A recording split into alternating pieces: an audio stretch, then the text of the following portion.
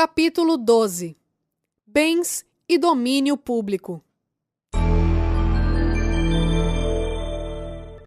Conceito: são todos os bens que pertencem às pessoas jurídicas de direito público, isto é, União, Estados, Distrito Federal, municípios, autarquias e fundações públicas.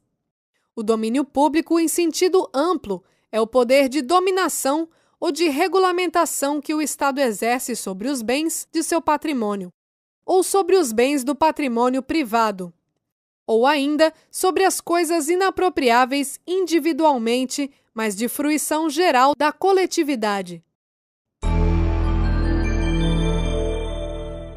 Classificação: os bens públicos podem ser federais, estaduais ou municipais, conforme a entidade política a que pertençam, ou o serviço autárquico, fundacional ou paraestatal a que se vinculem.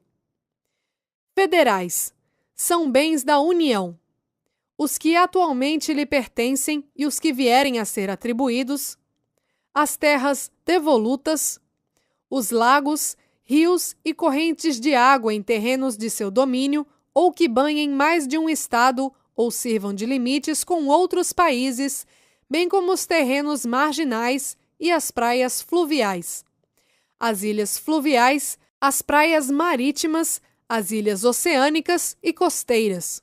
São bens da União também os recursos naturais da plataforma continental, o mar territorial e os terrenos de marinha e seus acrescidos, os potenciais da energia hidráulica e os recursos minerais, inclusive os do subsolo, e as cavernas e sítios arqueológicos.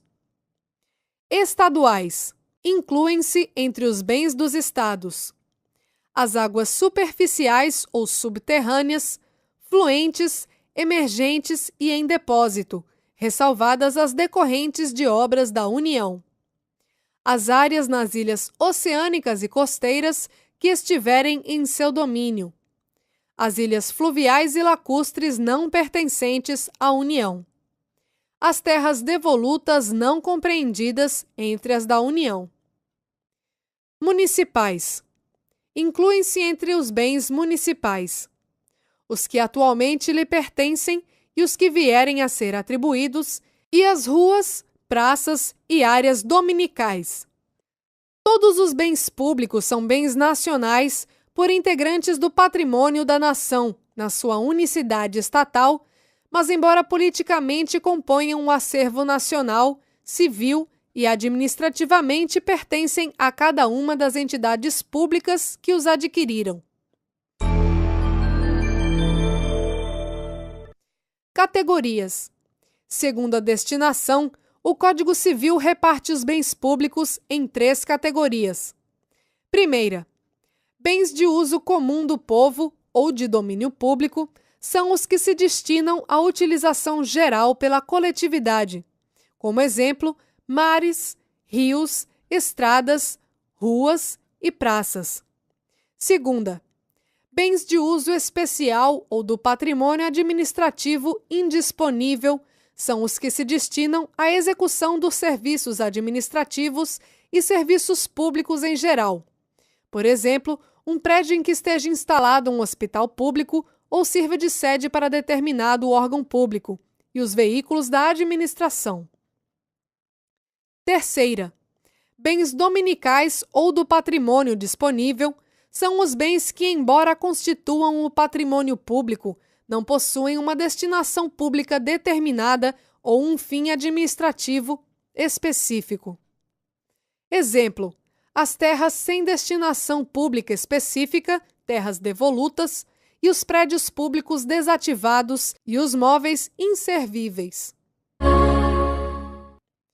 Afetação: disse que um bem está afetado quando está sendo utilizado para um fim público determinado, seja diretamente pelo Estado, seja pelo uso de particulares em geral.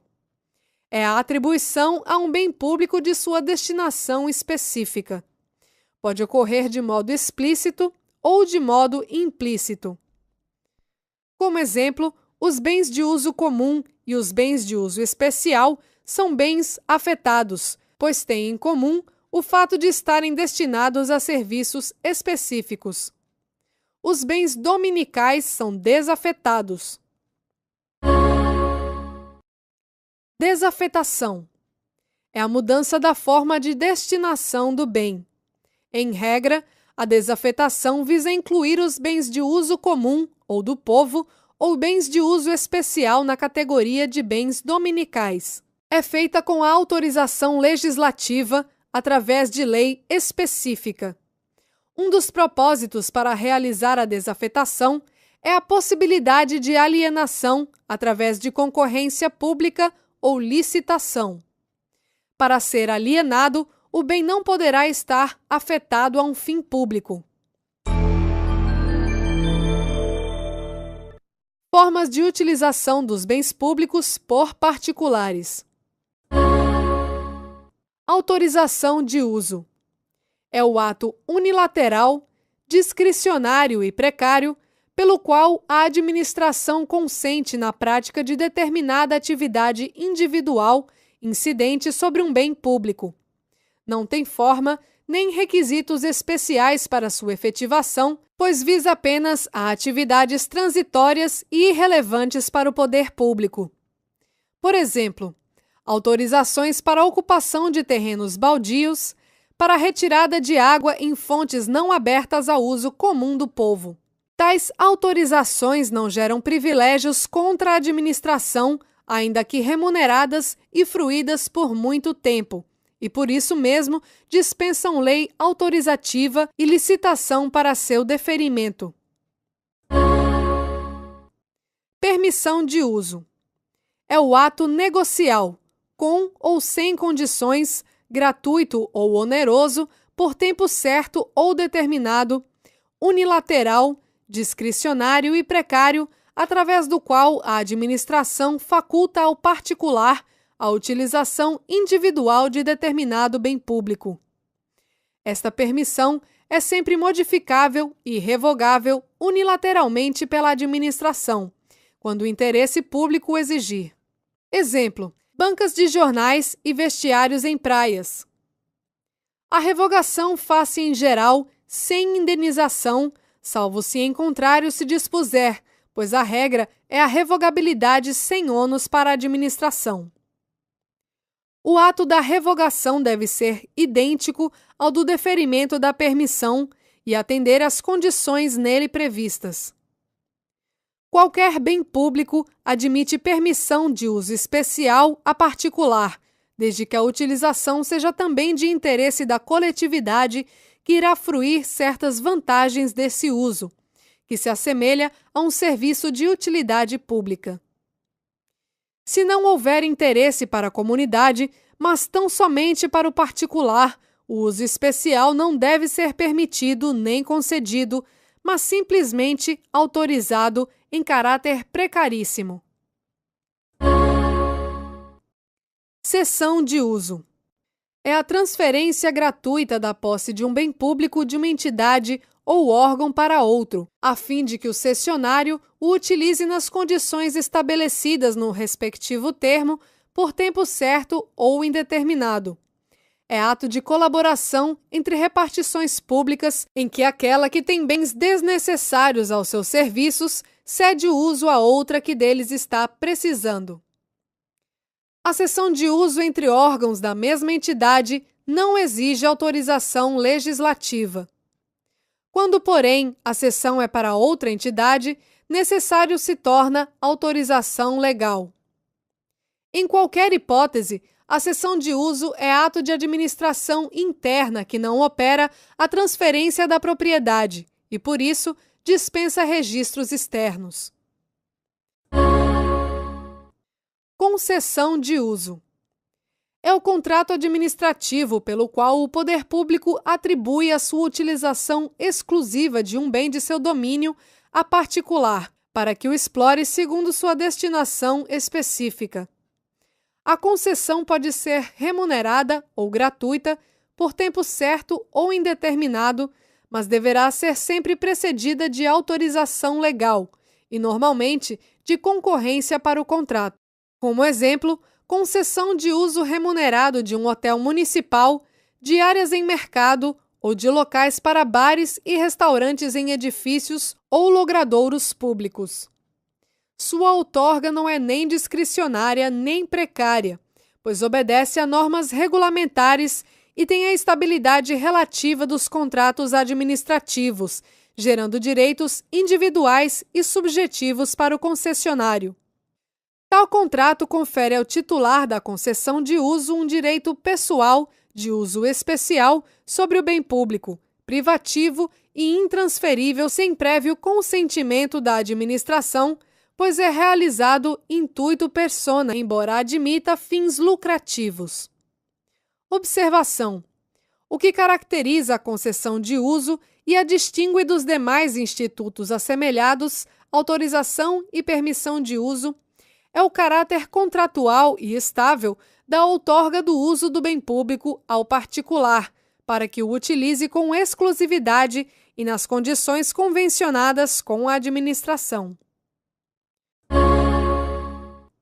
Concessão de direito real de uso.